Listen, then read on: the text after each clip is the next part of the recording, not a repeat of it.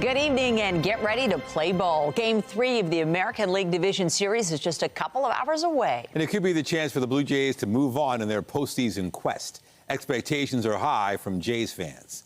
CTV Sean Leathong is live tonight on the field in Yankee Stadium, where in just over 2 hours the first pitch will be thrown. He's speaking with Jays and Yankees fans who are there for the big game. And Jessica Smith is live tonight outside Rogers Center. She's been speaking with those who'll be watching from here at home. We go first to Sean Leathong. Sean, what is the mood like there? Must be tense. It is, Nathan and Michelle. The lights don't get any brighter than this. Yankee Stadium, October baseball. The Blue Jays up 2-0 in the series, and they could eliminate the Yankees tonight. Now, you can see the Blue Jays on the field. I'll step out of frame so we can get a look. They've been working out for the past 15 or 20 minutes or so, and we're focusing in on one person, that being Vladimir Guerrero Jr., who's just fielding at first base right now. Now, he's been probably the best Blue Jay among many good Blue Jays in the first 2 games of this series, and we know that he loves playing in New York, and he loves to kill the Yankees in New York. Lifetime average over 300 here at Yankee Stadium. We spoke to some Yankees fans outside the stadium this morning. They were a bit nervous. Here's what they had to say. The Yankees got to win. That's what's going on. Will they? Yeah, I got confidence. I got faith in them. How do you feel about the game tonight? Pretty nervous. We hope everybody hits a home run. We want a high-scoring game. We don't want a pitching duel. I think the Yankees will force a game 4, and we'll see what happens from there. I think you're going to see a momentum shift. Finito. Yankees are done. Yeah, no mañana, no mañana. So you can hear at least one fan thinks there will be no tomorrow for the New York Yankees. We did also find some Toronto Blue Jays fans who have come down for the game. Many of them a little worried about what it will be like inside Yankee Stadium. Notoriously, the fans here are hostile. We spoke to one young fan who's actually wearing a Yankees hat, even though he's a Blue Jays fan, and a man from Quebec City who's worried about getting a little beer thrown on him. Here's what they had to say. I'm a little bit nervous because for hockey, when I'm going to Boston or Philadelphia, if you have a shirt from the other team, we have a beer shower. So I expect a beer shower for tonight, but it's okay. You're actually a Blue Jays fan. I am a Blue Jays fan. And but you're wearing a Yankees hat. I am. Are you going to wear it inside? Yeah. Maybe. Why? Because I heard the fans get pretty hostile. What are you expecting from the fans in there? I think the fans be pretty. They'll be pretty loud until about halfway when Vladdy hits his home run, and it's going to quiet the fans down quite a bit, I think. Jays are going to win? Jays are going to win. So that probably would be best case scenario for Blue Jays fans if somehow the crowd were to be quieted. In 2 hours time at 8:00-ish where the first pitch flies, we don't expect anyone to be in their seats. We expect it to be very loud, but we will come back a little later on in the hour and talk about how the Blue Jays are preparing. Reporting live, I'm Sean Leathong. Nathan Michelle, send it back to you. Look forward to it. There's Vladdy there getting ready. And as noted, CTV's Jessica Smith has been speaking with fans here in the city, and Jess, fingers are crossed that the Jays could finish the series tonight. You know what? Tonight is the night, as Sean mentioned. The Jays are in the Bronx taking on the Yankees. We were talking to diehard Jays fans all day ahead of the game about how they're feeling. Jays fans are suited up and ready for Game 3 in the best-of-5 series. Obviously caught up in the excitement just like everybody else, so looking for the sweep tonight. Tonight, the Jays could advance to the American League Championship Series for the first time since 2016. You gotta have the heart and the willpower.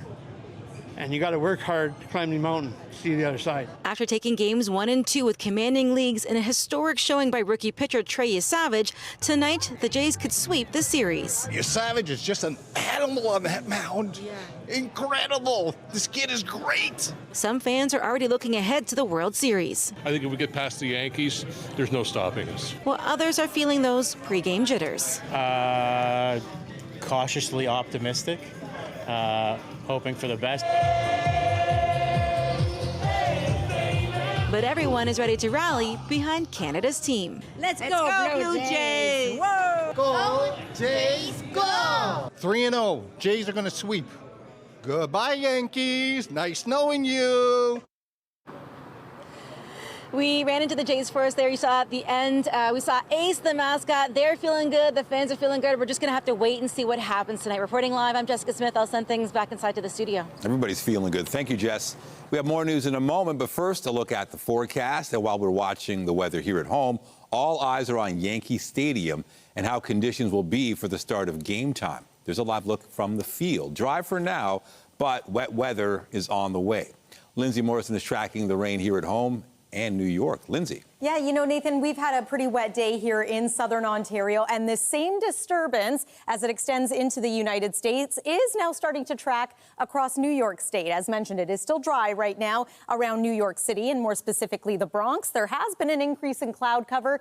It will be dry for the start of game time. The question is, will it rain before this game is finished? It's about an 8 o'clock start time, so we'll see what happens. But 23 degrees for game time start. Not bad at all. We've cooled down significantly here in southern Ontario. 16 degrees right now in Toronto. We are tapping into a gusty northerly wind. Overnight tonight, we drop to about 10. Now, this is much closer to normal for this time of year in Toronto in October. A few clouds. We're back into sunshine for tomorrow, though. We'll take you through the forecast coming up. For now, Michelle, I'll send it over to you. Thank you, Lindsay. This is a solemn day of remembrance in Israel where 1,200 people were killed in an attack by Hamas-led militants 2 years ago. 251 others were abducted. Families and friends of the victims of the October 7th attacks visited the site of the Nova Music Festival, where nearly 400 people were killed and dozens were taken hostage. Over the last 2 years, it has emerged as a memorial site with portraits of the kidnapped and the fallen. There was no official ceremony today due to a Jewish holiday, but thousands were there to pay tribute.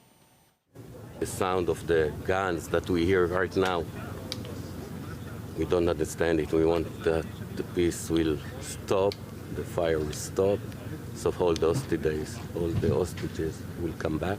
Nothing else is important. Nothing else is can be complete because she's my heart, and they took it from me. 7 Canadians and others with close ties to this country were among those who were killed. Prime Minister Carney posted a statement on X that reads, 2 years ago, young Israeli music lovers gathered at a peaceful festival when the terrorist organization Hamas launched the deadliest attack on the Jewish people since the Holocaust. On this day and every day, we stand with the victims, their families, and their communities who continue to carry unimaginable grief. CTV's John Musselman joins us now with a look at how this painful anniversary is being marked here at home. John.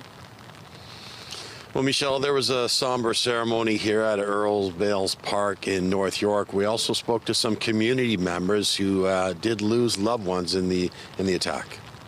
For Mayayan Shavit, today is a somber day, a day of reflection and remembrance. We spoke to her on a bench dedicated to her cousin, Carmel Gat. I'm still in disbelief that, first of all, that a thing like this ever happened, and second, that we are two years in and we still have hostages, civilians, held. The 40-year-old Gat was taken hostage during the Hamas-led terrorist attack on Israel on October 7, 2023. 11 months later, her cousin's body was discovered in a tunnel in Rafah. Carmel's mother was killed in the initial attack. 3 other family members were able to escape. She was a person that will help anybody, anywhere. She had the kindest eyes. She loved everybody. Today at Earl Bales Park in North York, a remembrance service was held inside the community center. We can support each other. We can try and understand what has been going on for the last 2 years together because, you know, October 7th happened, but it hasn't ended. At local Jewish schools and synagogues, there is a heightened police presence. 3 command posts have been established. And at this well-known bakery and restaurant on Bathurst Street, there is a poster on the wall calling for the return of the hostages. The owner says the community remains united. They share memories of the people that they knew, their relatives who have been killed, who are still being held as hostage, and our community collectively feels the responsibility to mourn with them and to support them and to show that as Canadians and as Jews, we are not alone. I hope the hostages are going to be free and bring them home peacefully. On Sunday, an event hosted by the United Jewish Appeal honored those who were killed and those who are still being held hostage by Hamas. It included a moderated conversation, survivor and community testimonials, as well as interactive elements. Palestinian health authorities say Israel's 2-year-old ground and air campaign against Hamas in the Gaza Strip has killed more than 67,000 people.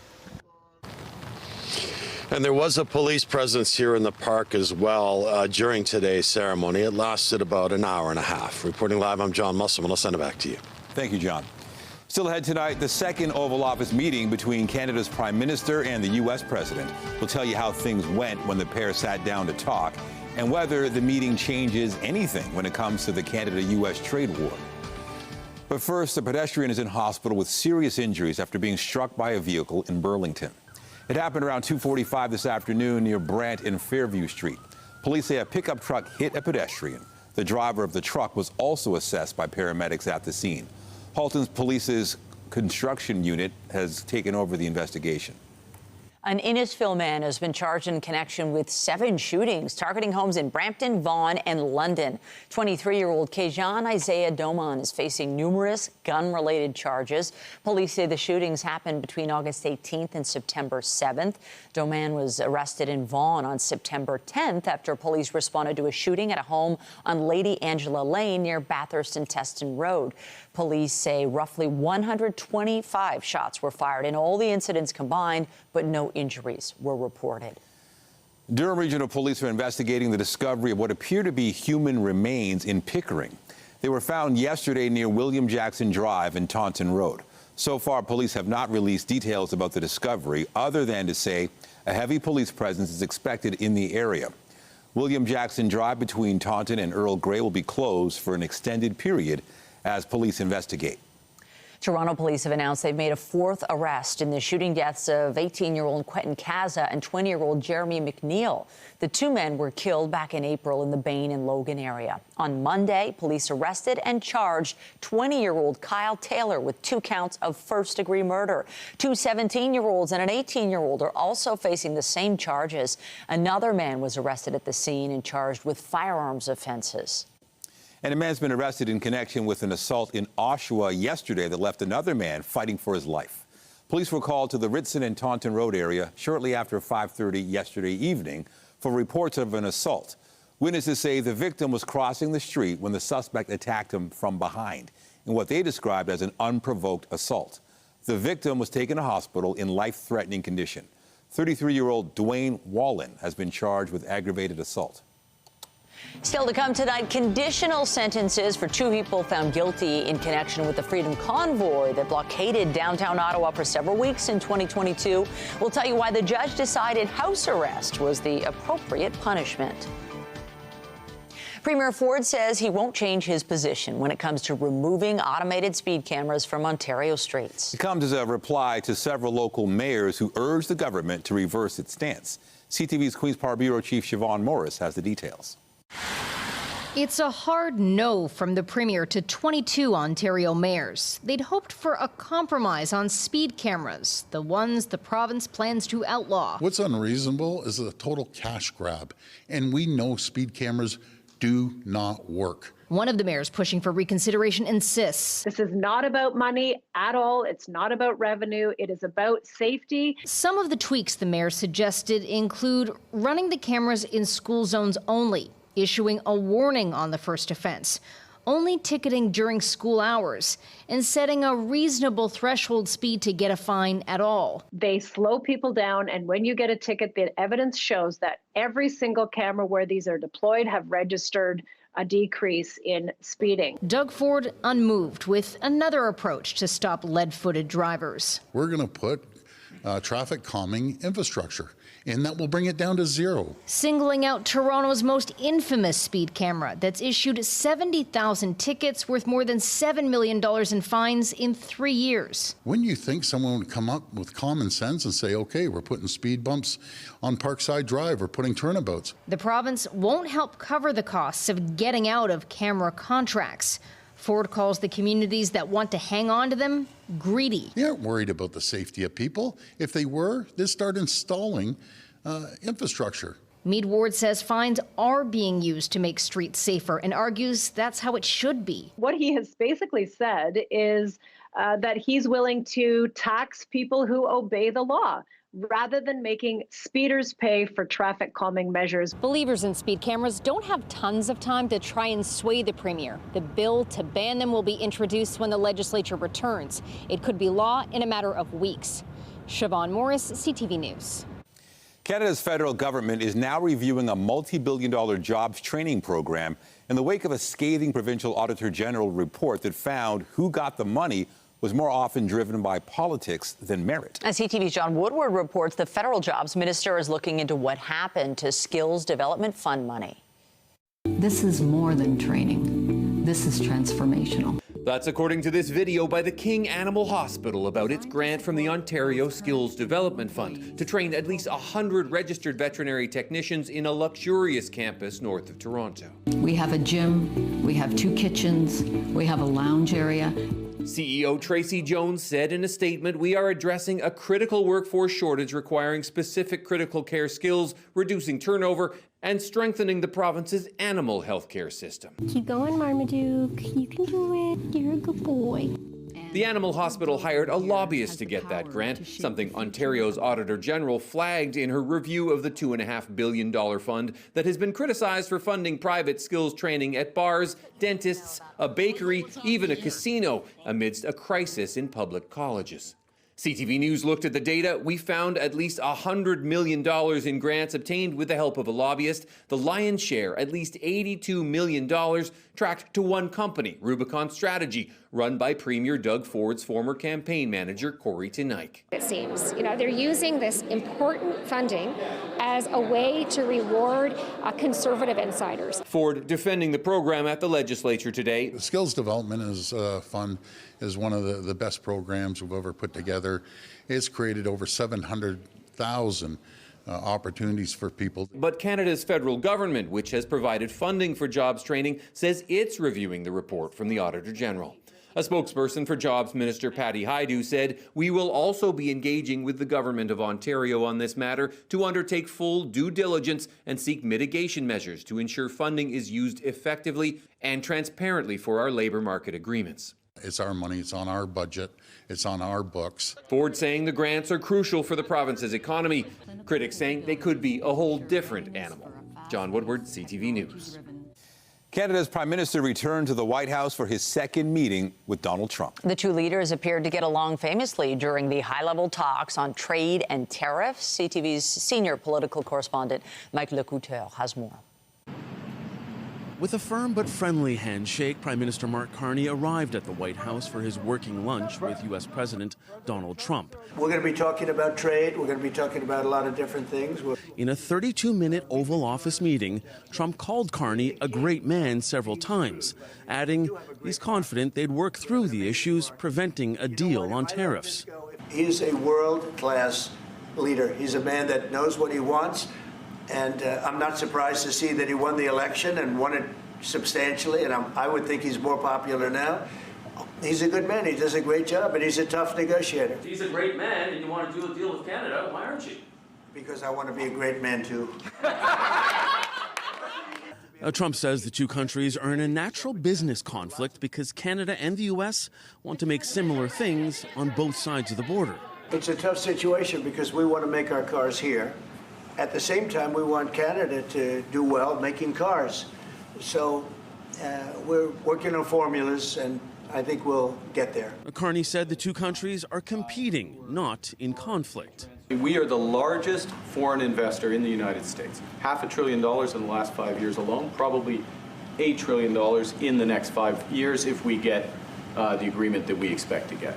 Following the meeting, the minister in charge of Canada-U.S. trade updated reporters on how it went. It concluded with the president and the prime minister directing us, me and my colleagues and the president, his cabinet secretaries who were there, Ambassador Greer, Secretary Lutnick, and others, to continue the conversation and to quickly land deals that will bring, we think, greater certainty in areas where the principal areas would be steel and aluminum and energy.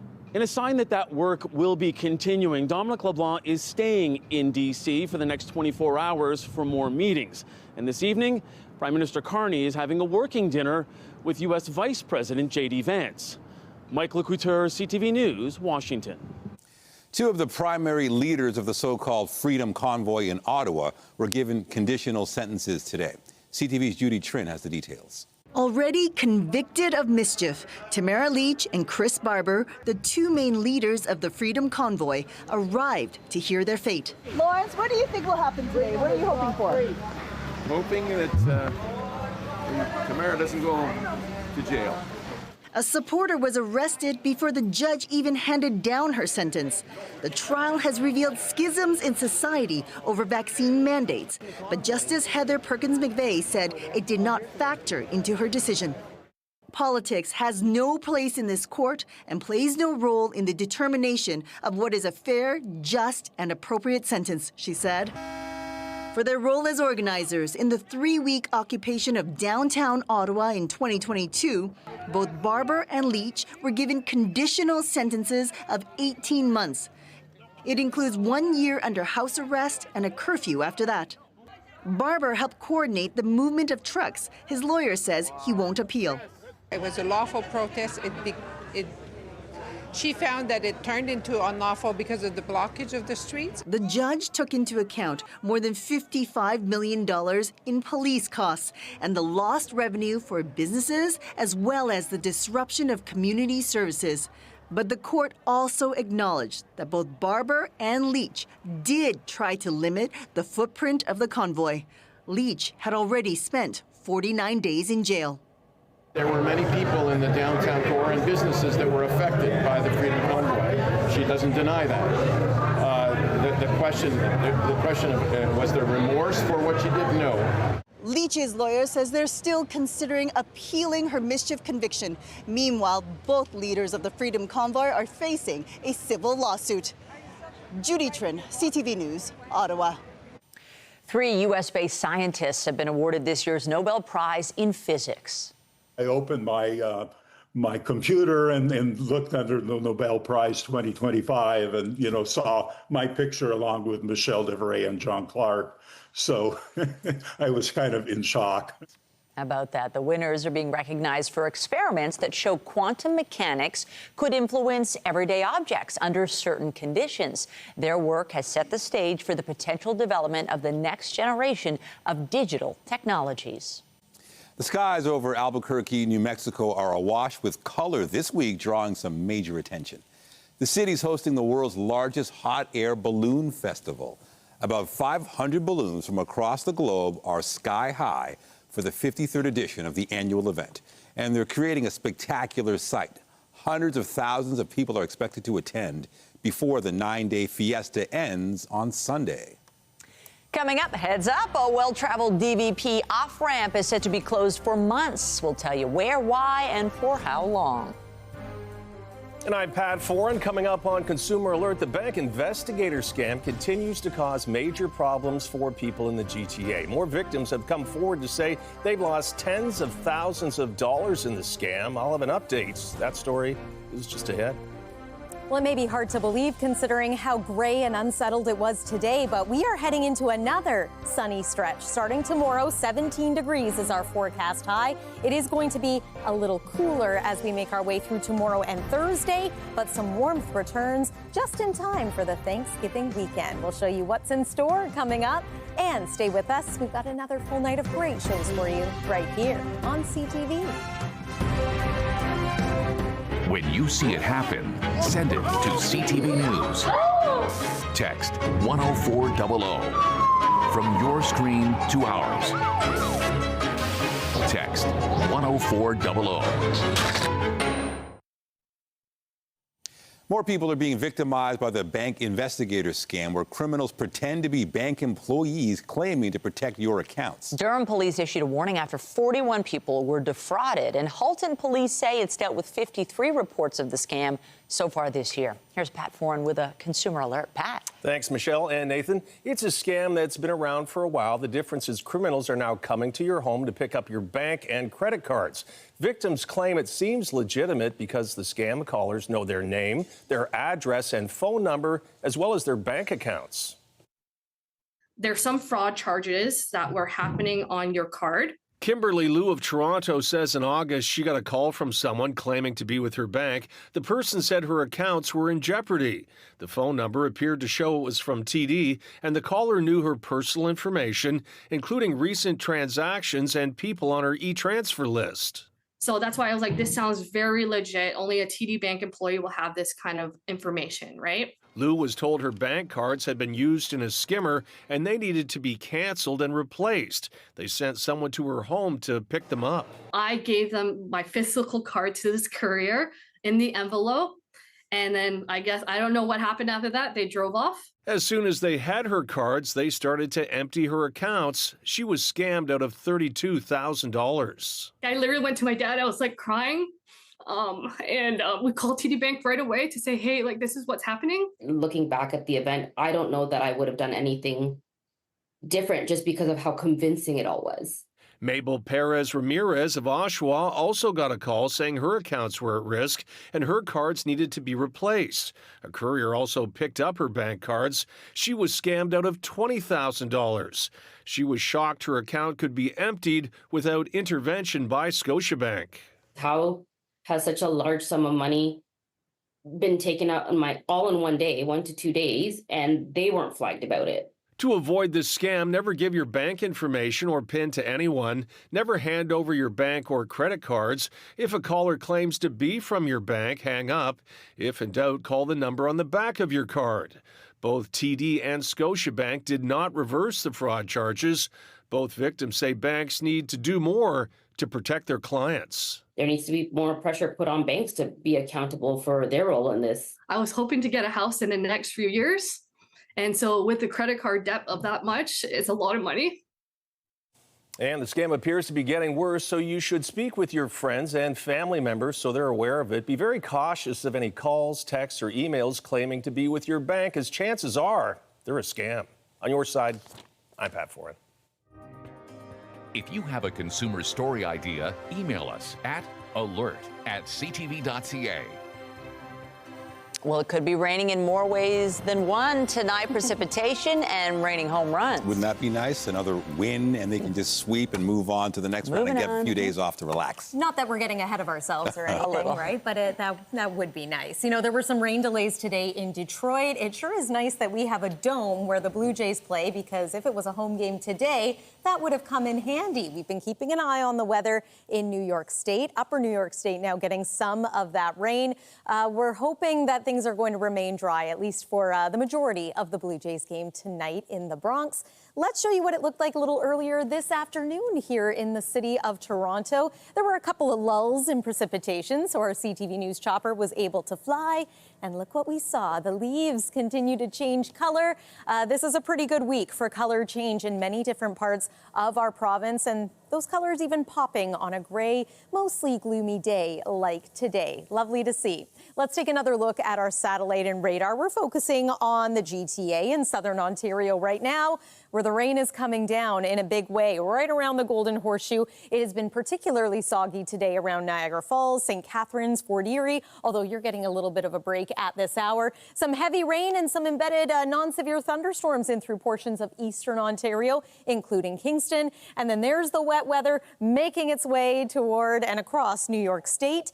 Behind this, we are going to feel some cooler conditions. We will have gusty northwest winds, and so that brings our temperature down. But look what settles back in place. High pressure. It's going to be another pretty dry stretch once we get through tonight. There's about midnight, so the rain has moved out. Some cloud cover is going to linger. That too clears by the time we are waking up tomorrow morning. Beautiful blue sky, sunshine through the day Thursday as well. Friday's looking good for the most part. Might see some late day increase in cloud cover that day. And then it's partly cloudy skies for the most part over the weekend. Temperature-wise, yeah, we have cooled down in many areas. Temperatures will slip below freezing in parts of northern Ontario tonight. Not so much the case for us here in southern Ontario. It is 15 degrees right now at Pearson Airport. 10 is what we're forecasting through the overnight. That technically is still warmer than normal. Seasonal average is 7 degrees for a low, but it is a little cooler than we've been. Waking up tomorrow morning, you might notice a difference as you step outside first thing. But by the afternoon, we climb to around 17 for the high, a couple of degrees warmer than normal. 15 is now our average temperature this time of year in Toronto proper. 14 degrees tomorrow for you in Kincardine. 15 in the Orangeville area, 17 in Burlington, and 13 in Haliburton. So you are going to find a little bit of a fresh feel out there. But again, it remains quite dry. I want to point out that Thursday looks like a bit of a cooler day, especially in the morning. Temperatures, especially just outside of the GTA, could be close to freezing. So that one will bring us a fresh start. But look at this 7-day forecast. It is dry. It is quiet. Hopefully anyone wishing for rain got what they wanted and are getting what they want right now and today, because yeah, it looks pretty dry right through the Thanksgiving weekend with temperatures in the upper teens. That's not bad for this time of year, even though it's not quite feeling like summer like last weekend. I think many of us will take this. That's the forecast for now. Nathan, I'll send it over to you. For sure. Thank you, Lindsay. Also tonight, teachers urge the province to reverse course and to not increase special education class sizes, warning of the risk to student safety and quality of instruction. A 78-year-old man is running to support his granddaughter in her battle against Lyme disease. He's doing it as most of her treatments are not covered by OHIP. CTV's health reporter Pauline Chan has the details. Richard Nancaro has always been there to support his grandkids, so his recent 10K fundraiser was no surprise. It's right up his alley to do something like that, but I'm really grateful. Molly needs special treatments that are not covered by OHIP, so I'm trying to raise $5,000 or $6,000 or more by having this run and inviting people from my apartment complex. Molly spends most of her days in bed, debilitated by Lyme disease. We're not exactly aware of when a tick would have embedded in my skin. The one time she ever saw a tick on her was 15 years ago, but she didn't develop the flu-like symptoms and extreme fatigue until 2 years ago as she was starting her nursing career. It's been 2 years of seeing every specialist that we could see. She takes, I think, 40 supplements a day.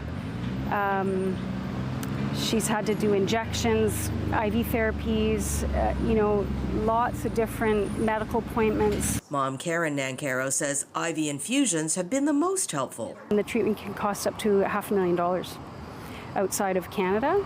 So we're doing whatever we can here. None of that is covered by OHIP. Molly says Canadians often hear about acute Lyme disease, the bullseye rash, and getting treatment within 3 days of a tick bite. Chronic or late-stage Lyme diseases, and it's basically a completely different disease. It can't be treated with just the 2 weeks of antibiotics.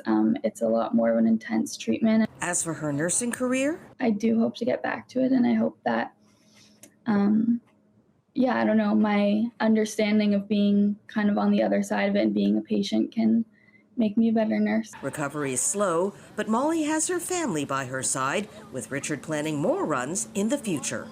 Pauline Chan, CTV News. A closure of a major Don Valley Parkway ramp is set to begin next week. As with any construction, you can expect delays. And this is why it's so important for travelers to plan their trips accordingly. If you can, take transit, using the apps as well too to sort of navigate the area. But the key thing is that we've done within this plan pretty much anything we can to try and help mitigate the impacts of that congestion. The city says the southbound ramp from the DVP to Richmond will be closed until spring of 2026 for rehabilitation of the ramp structure. To accommodate the work, one eastbound lane will be closed on Eastern Avenue. Meanwhile, Richmond will be reduced to one westbound lane at Eastern Avenue. There will also be intermittent overnight lane closures on the DVP. Concerns are being raised about the size of special education classes in Ontario. At the center of the controversy is a decision made by a provincially appointed supervisor. CTV's Beth McDonnell reports. Felix is in grade 9 at Lucy McCormick Senior School. He was born with a rare genetic syndrome and has complex needs. His dad, Rodney Litigio, says his son's class has a teacher and 2 educational assistants. But if one of those positions were cut, he'd be nervous leaving him at school. Like, how could I get on with my day knowing that, he might be just left and no one's kind of like looking at his cues in order to figure out, is everything okay? Right? He's one of several parents, along with elected trustees and NDP MPPs, who gathered at the school calling on the provincial government to reverse cuts the NDP says were made by the TDSB's government-appointed supervisor in September. The NDP says class sizes are increasing in downtown Toronto because 2 teachers from Lucy McCormick and 1 teacher from Beverly School were cut. And grade 9 enrollment was also cancelled at Hayden Park Secondary School. Minister Calandra, Supervisor Gupta, and my friend Doug Ford, I urgently invite you to come to Lucy McCormick, meet our students and staff, and see the consequences of your decisions. The NDP says at Lucy McCormick, some classes have increased by 2 students. Leave them. When you have nonverbal students with high medical needs, you cannot cut corners. These are our children, and we won't compromise on their lives or their education. The NDP's claims are baseless and untrue, said Education Minister Paul Calandra's press secretary in a statement to CTV News. This year, as our government has done every year since 2018, we have increased funding for TDSB, including an over $5 million increase for special education this year alone. The statement goes on to say the TDSB, like all boards, does a reorganization at the start of the year to account for differences between spring and fall enrollment numbers, and this year the impact was much larger because trustees significantly overestimated enrollment. According to 2023 TDSB data, Lucy McCormick had a capacity to accommodate 171 students, but a head count of just 63 students, giving it a utilization rate of 37%. But advocates say to take away support from the board's most vulnerable students is deeply troubling and cruel. Beth McDonnell, CTV News. Get Toronto's top stories, breaking news alerts, and watch live. Download the CTV News app. We take you back to Yankee Stadium now, and CTV's Sean Leathong, who's on the field live ahead of tonight's Game 3. Just about an hour and a little bit to go before the game. How are our Jays looking and feeling? They seem loose, Michelle. They were taking batting practice just up till a few moments ago. They seem calm, having a good time, and I got to say they hit a lot out of this park, so hopefully they can continue that tonight. But you can feel the buzz is also rising in the park. The fans are coming in, the doors are opening, and the excitement is building because this is the biggest stage in baseball, and everybody inside this stadium knows it right now. Now, we did see the Jays taking their batting practice earlier.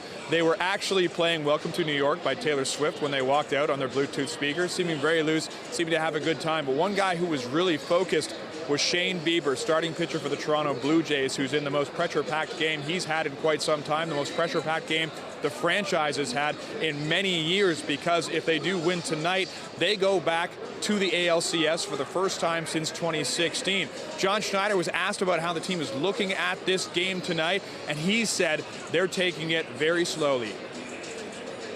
We're just focused on playing our game, really, and I think that we're confident when we're playing our game. And we know it was a good weekend at home, and this is still, we're treating this as if it's 0-0 series. You can't take your foot off the gas. I think we do a really good job of kind of worrying about what is important to us, and that's kind of how we've done it all year. It's kind of how we've gotten here. So it's a tight-knit group. I think that they're just going to continue to worry about them.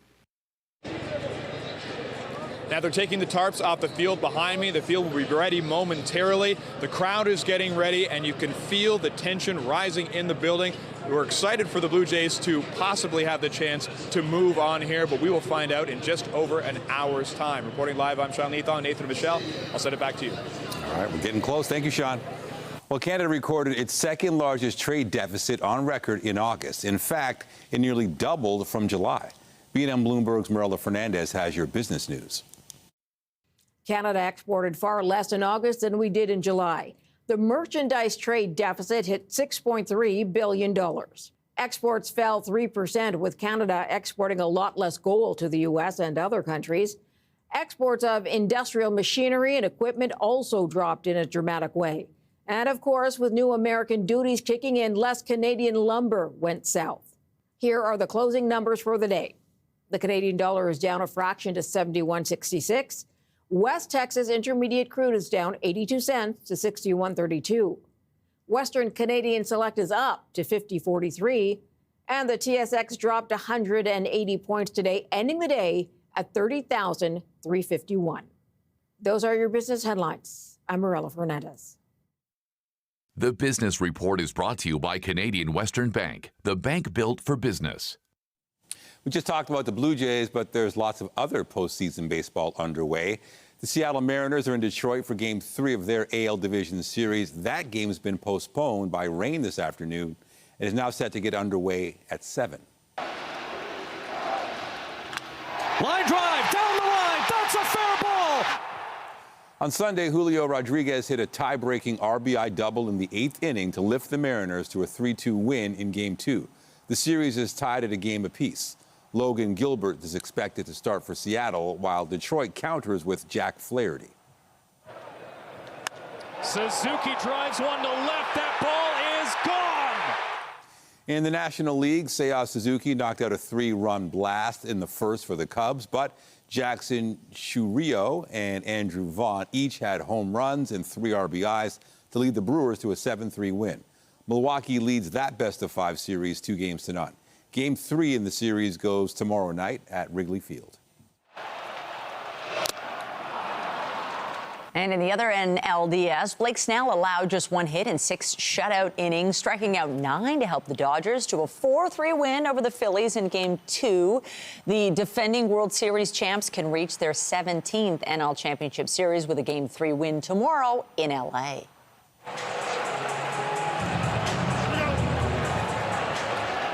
And last night's game fell on the 15th anniversary of Roy Halladay's no-hitter in the NLDS. His sons, Braden and Ryan, threw out the first pitch in honor of the late Phillies and Blue Jays legend who died in a plane crash in 2017.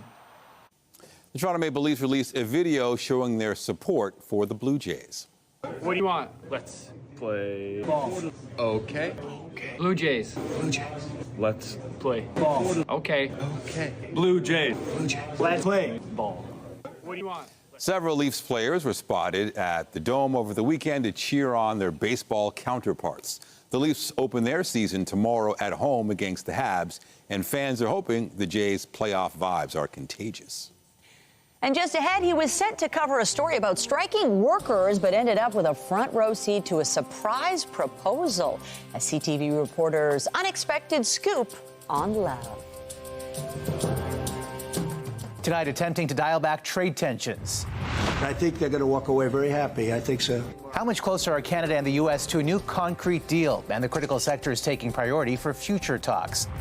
Later on CTV National News. Finally tonight, for reporters in the field, sometimes the story you're sent to cover isn't the one that unfolds in front of your eyes or your camera. That was the case for our CTV colleagues in Victoria who were sent to cover a union protest and ended up capturing a union of a different type. CTV's Adam Sawatsky explains. They were seconds away from broadcasting live.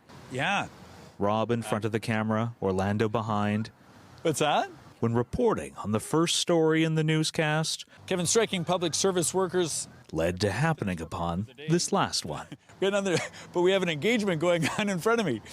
But Ella Van Enter didn't know that yet. She just thought she was visiting Victoria to show her boyfriend Alex Benton the BC Parliament buildings, one of her favorite places growing up. And all of my best memories are here. And over the past 2 years they've been dating, all Alex's best memories are with Ella. So he enlisted her sister and aunt to help with a surprise proposal here. And when she met him, it was like instant. He hasn't even ever seen her disability. Ella has cerebral palsy. And while Alex fell in love with her sitting in a wheelchair, he recalled her saying she'd never want to get engaged in one. So he secretly arranged for Ella to be able to sit in a clear chair for his proposal, framed by flowers. Took me completely by surprise. I was not expecting this at all. Well, Rob and Orlando weren't expecting it either. Orlando, 10 seconds there, everybody. But they do know a thing or two about covering breaking news. That's pretty awesome. That's pretty awesome. So they juggled between broadcasting opposing political sides saying no. What's that? And capturing an exuberant Ella saying yes. She said yes. The whole thing is so surreal. Like, I actually can't even believe this is happening right now. I feel amazing. Yeah, I'm so happy that she's happy and that she was surprised. That was a big goal of mine. While the goal of journalists is to ask the 5 W's, who, what, when, where, the most important part of this story is how these fiancés answered why. I mean, I love you. That's pretty much all that needs to be said, I think. Congrats. Adam Sawatsky, CTV News, Victoria. What a touching story. Isn't it beautiful? Aren't they the sweetest? 2 stories in one day. Wonderful. Weather-wise, okay, so rain. When is that moving out? And we do have a return of sun. Yeah, so the rain moves out this evening. We're almost done with it. In fact, the cloud cover is going to take a little bit longer to leave, but by tomorrow, we are enjoying sunshine once again. Want to remind you of what the weather looks like at Yankee Stadium for game time around 8 p.m. 23 degrees, still feeling a bit warmer in that part of North America. Cold front hasn't moved through yet. There's a big picture look at the rain that will approach Yankee Stadium later tonight or into the overnight hours. It's sunshine for us tomorrow morning, but it is going to be a cooler start. Jacket required, I'm guessing. And then the 7-day forecast looks like this. Look at all that sun, partly cloudy skies through the long weekend, and a slight rebound in temperatures as well. Michelle and Nathan. That is a run of sun. Thank you, Lindsay. That's it for us, but be sure to join Omar Sachedina at 11 tonight for CTV National News, followed by Zoraida Almond with your next local newscast at 11:30. In the meantime, our coverage continues anytime on CP24 and at ctvnewstoronto.ca. For Lindsay Morrison and all of us here at CTV News, thanks for watching and have a great night.